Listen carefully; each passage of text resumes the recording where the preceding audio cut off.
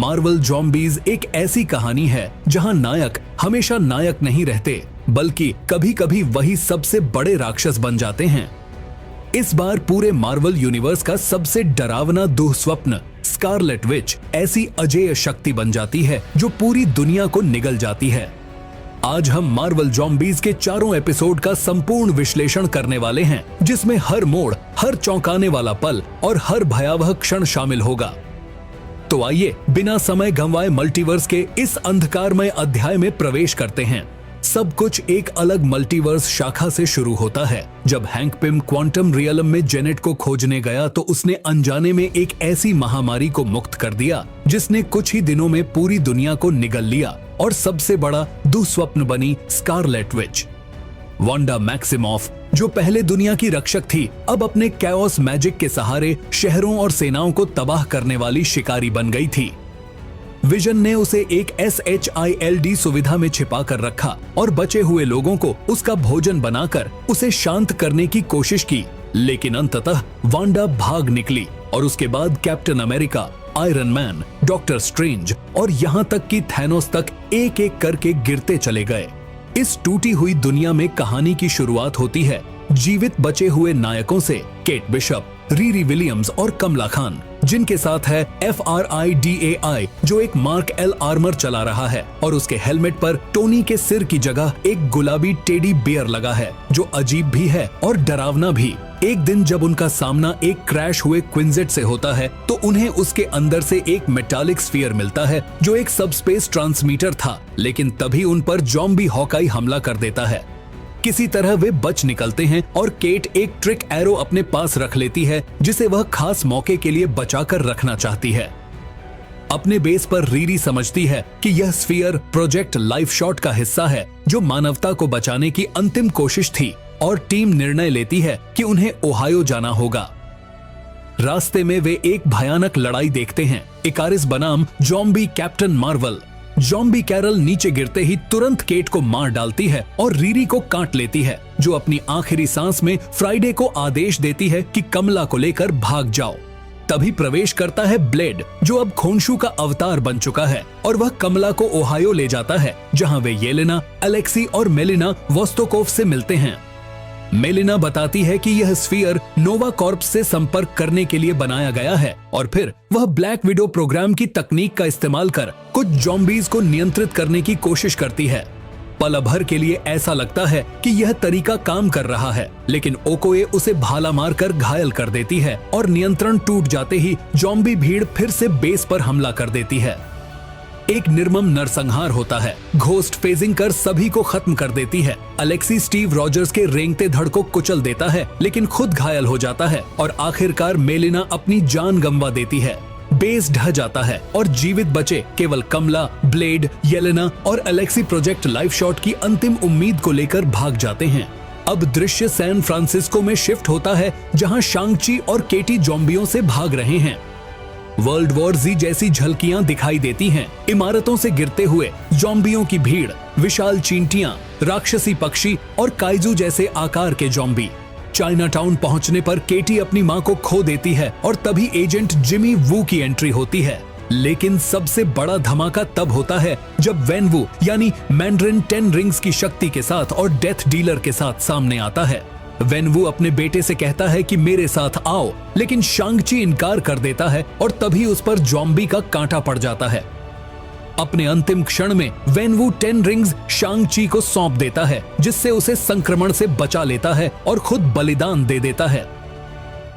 5 साल बाद शांग-ची और केटी एक मैड मैक्स शैली के कॉन्वॉय में जी रहे होते हैं और 10 रिंग्स दोनों के बीच एक प्रतीकात्मक बंधन की तरह होते हैं। वे जीमो के आउटपोस्ट पर पहुंचते हैं, जो अब द राफ्ट का शासक है, लेकिन जीमो की असलियत बहुत अंधेरी है। वह बचे हुए लोगों को जमा कर ज़ॉम्बियों को खिलाने के लिए इस्तेमाल करता है और कमला, ब्लेड और अन्य को फंसा लेता है। तभी ज़ॉम्बी नेमोर हथौड़े के साथ हमला करता है और अजेय ताकत बनकर सामने आता है। एक जबरदस्त लड़ाई होती है जिसमें कमला अपने क्रिस्टल को फैलाकर नेमोर का सिर उड़ा देती है। जीमो का साम्राज्य ढह जाता है और येलेना निकासी के लिए अपना बलिदान दे देती है। अंततः बचे हुए लोग एक बार फिर भाग निकलते हैं। यह एपिसोड फ्लैशबैक से शुरू होता है जहां ज़ॉम्बी थैनोस इन्फिनिटी स्टोन्स के साथ पूरी वास्तविकता को खत्म करने वाला होता है।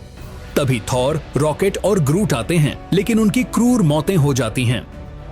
टीचाला वकांडा फॉरएवर बोलते हुए थैनोस को खान में गिरा देता है और अस्थिर ऊर्जा विस्फोट होता है। वर्तमान में बचे हुए सर्वाइवर शांग-ची, केटी, कमला, ब्लेड और अलेक्सी न्यू असगार्ड पहुंचते हैं जहां किंग वल्किरी शासन कर रही है और टूटा सा थॉर बैठा है। लेकिन असली ट्विस्ट सामने आता है। क्वीन वांडा, वह संक्रमित थी लेकिन अपने कैओस मैजिक से संक्रमण को काबू में कर रही थी और असल में पूरा न्यू असगार्ड एक भ्रम था। जो खाना खाया गया वह लाशें थीं। इसके बाद फिर से अराजकता शुरू होती है और जीमो, डेथ डीलर, जिमी वू सभी मारे जाते हैं। यहाँ तक कि अलेक्सी भी ज़ॉम्बी बन जाता है। बचे हुए लोग एक कमोडोर जहाज लेकर भागने की कोशिश करते हैं, लेकिन वांडा अपनी शक्तियों से उन्हें रोक लेती है। तभी थॉर आखिरकार जागता है और बिजली की शक्ति छोड़ते हुए जहाज उसको अंतरिक्ष में फेंक देता है। कमला ट्रांसमीटर सक्रिय करती है और नोवा कॉर्प्स जवाब देते हैं, लेकिन असली ट्विस्ट यह निकलता है कि वे पहले से ही धरती पर मौजूद हैं और अब पृथ्वी को एक क्वारंटीन सेक्टर घोषित किया जा चुका है। नोवा कॉर्प्स कमोडोर जहाज को नष्ट कर देते हैं, लेकिन सर्वाइवर सिर्फ कमला की शील्ड की वजह से बच पाते हैं। तभी एक पोर्टल खुलता है और वे कामरताज पहुंचते हैं, जहां स्पाइडरमैन, स्कॉट लैंग और कुछ मिस्टिक्स अब भी जिंदा होते हैं। सच सामने आता है कि हल्क ने अस्थिर इन्फिनिटी ऊर्जा को अवशोषित कर लिया है और अब वह एक कॉस्मिक देवता बन चुका है, जबकि ब्रूस बैनर की आत्मा खत्म हो चुकी है और केवल हल्क ही बचा है। इस बीच वांडा अपनी ज़ॉम्बी सेना के साथ वकांडा की ओर बढ़ती है। हल्क आसानी से एबोमिनेशन को एक मुक्के में उड़ा देता है, लेकिन वांडा उस पर पूरा राफ्ट गिरा देती है। हल्क लड़ता है, लेकिन ज़ॉम्बियों की भीड़ अनंत है। तभी थॉर, जो अब वांडा का कठपुतली है, युद्ध में आता है, लेकिन हल्क उसका सिर कुचल देता है और खुद भी कमजोर हो जाता है। वांडा तब इन्फिनिटी ऊर्जा को सोख लेती है और पूरा युद्ध क्षेत्र ढह जाता है। जीमो, वल्किरी, ब्लेड और शांग-ची सब मारे जाते हैं। अंत में सिर्फ कमला खान बचती है। वांडा उसे अपने साथ लुभाती है और कहती है कि मिलकर सारे दुख खत्म कर देते हैं। कमला विरोध करती है, लेकिन अंततः हार मान लेती है। इसके बाद दृश्य कट होता है एक वैकल्पिक खुशहाल दुनिया पर, जहां केट और रीरी जिंदा हैं और सामान्य जीवन जी रहे हैं। लेकिन कमला समझ जाती है कि यह सब एक भ्रम है और वह सिर्फ वांडा की बनाई दुनिया में फंसी हुई है। मार्वल ज़ॉम्बीज़ के 4 एपिसोड के बाद तकनीकी रूप से सिर्फ कमला ही जिंदा है, लेकिन क्या वह सचमुच बची है या फिर एक और दुःस्वप्न में फंस गई है? यह अब भी एक अनुत्तरित प्रश्न है।